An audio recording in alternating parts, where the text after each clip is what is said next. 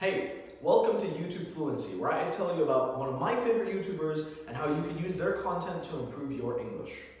Today we're going to be talking about Mr. Who's the Boss, that's the whole name, and he is a content creator from Britain who makes tech reviews. He talks about different kinds of technology, different kinds of pieces of technology, phones, gadgets, lights, computers, notebooks, everything.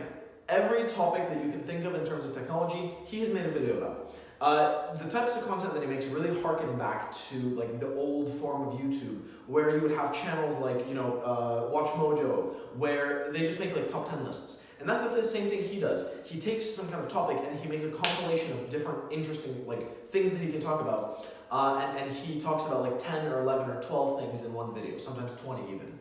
His content is quite interesting. I've seen that other than those types of videos which are very impersonal, where he talks about, pieces of technology or something like that, he actually has a lot of videos where he talks about himself. And I find that those are the most interesting ones. He had one video where he took like 60 days off of his work to try to become more healthy. And so he did things like, diet, meditate, stay away from technology for a while.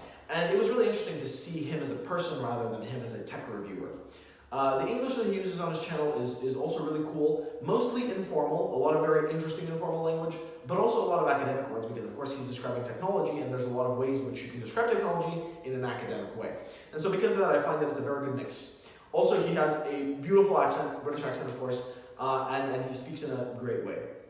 Overall, great creator, really enjoys content, and I never really expected to like it. But I do watch it quite regularly, just for the interest of it. And the content also comes out quite regularly, which is nice.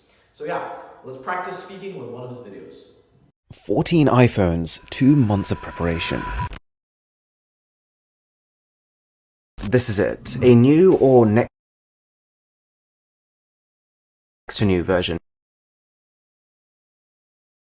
of every single iPhone flagship ever created. This is the most expensive and time-consuming video I've ever made. But it's gonna be amazing. So, before we jump into any kind of camera comparison, we're gonna start by unboxing all of them. Starting with the original iPhone. And this is actually the only one where I didn't manage to get a brand new version of the phone. It was coming out at like £10,000 for the sake of just having a seal. But that said, this is next to new and still has